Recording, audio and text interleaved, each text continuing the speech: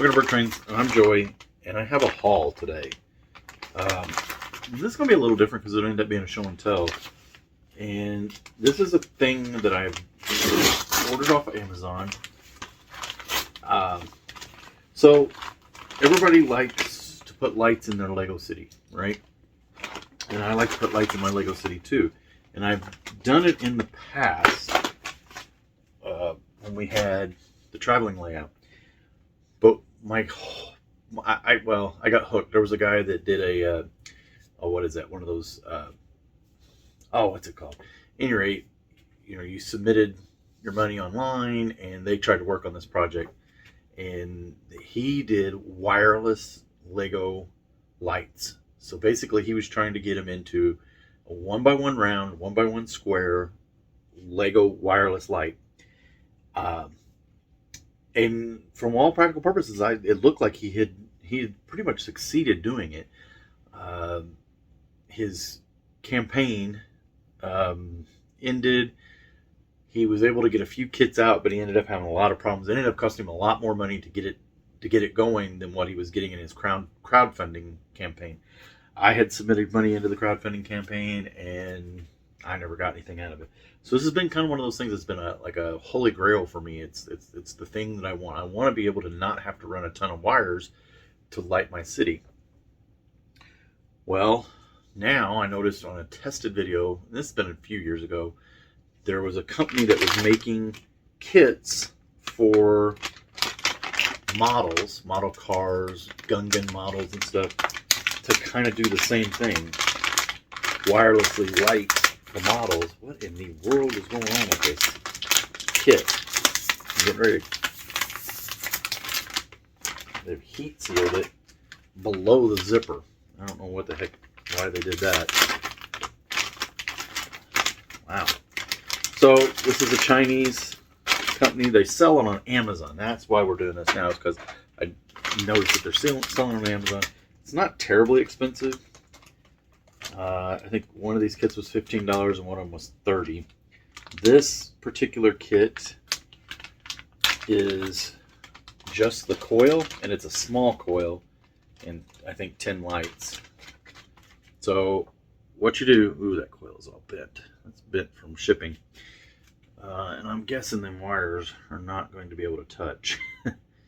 Although they're probably varnished just like a armature wire, or the coil. They're not, it's not a solid wire. It's inductive loop of wire. I guess I could kind of show that. I don't know what we're seeing here. Let's get that kind of settled.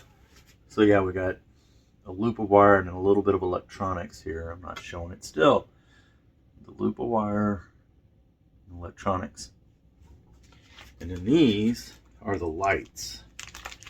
And we'll just have to get a close-up shot. I'll have to do some B-roll footage of these.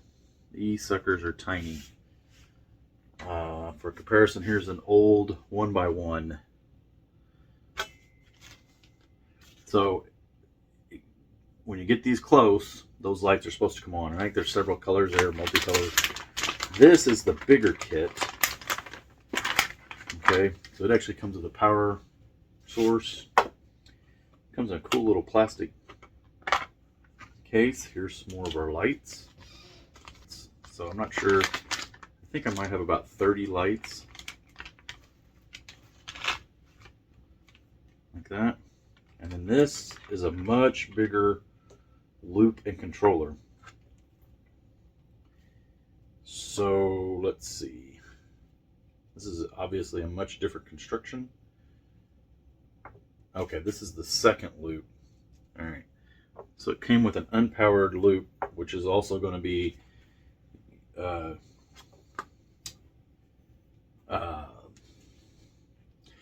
induction. So supposedly, if this one is close to this one, you'll get induction into that from this. Now, this electronics, there's a lot of electronics here going on.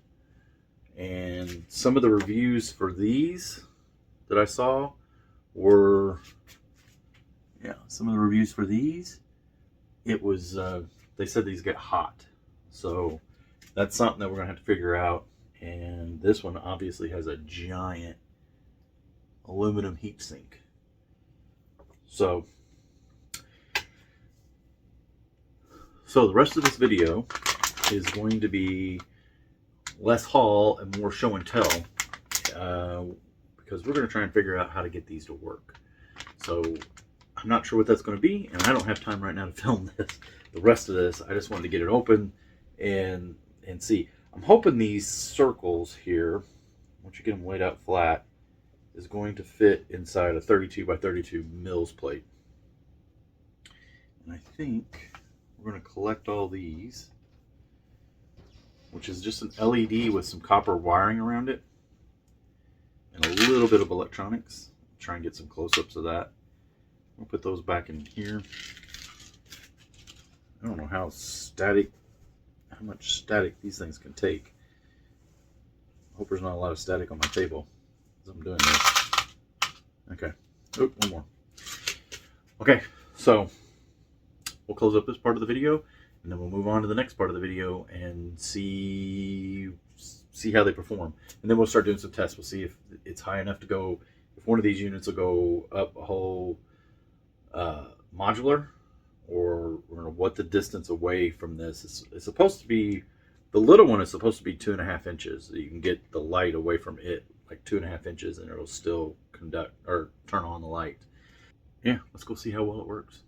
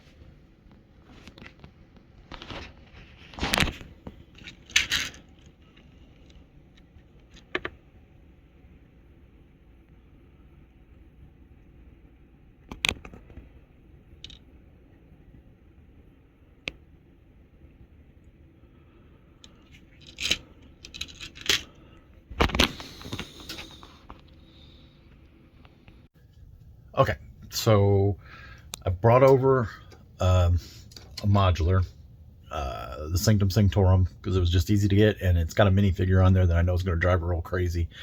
And I got the studio lights on, but the basement lights are off. You already saw a little bit of a test I did there. So let's go ahead and turn the studio lights off. Alexa, turn the studio lights off. All right.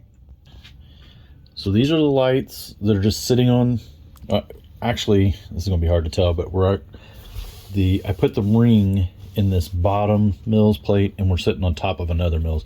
So it's actually up a brick higher than you would normally see it. But there's two of the lights. Here's one inside a brick. That one's not very bright. You can't see it, but there are two sitting there. There are some in the window. This is on the second floor in a window, so that's actually working pretty good. There's some in these windows you can't see. And the light post is not coming on. Let's see if we can get the light to come down. I can't even get the light post. I wonder if the light post is broken now. Huh. Well, that's interesting. Did I lose one already? Let's just put, you can't see any of this that I'm doing. I know it. I'm trying to put the one that was just working inside the light post. So, okay, there's the light post, and it's still not working, but I can show you for sure that there's one in there. So, Alexa, turn studio lights on. Whew, that blew the camera out. So the conclusion is they're not suitable for what we're trying to do here. There's just the distance. There's not enough distance. I can't remember how many millimeters. It advertises a millimeter, but it's actually the distance of the circle, not the distance away. This one works better than the little ones, but it still doesn't work for what I want. So I basically spent I don't know, whatever, $45, $50. So you don't have to. But I'm going to continue on. This technology exists. I think it should work, and I don't know why it doesn't. And obviously the technology, these little bitty, these are tuned. Wait, where is it at? There it is. These are tuned. You're not going to see it because, at any rate, they're tuned to a certain frequency. It's the number of windings and stuff you got to do. So everything kind of has to work together, and there's physics and math involved. So it may never get to what we really want, or what I really want, and that's to be able to take a set like this and put lights all the way through it.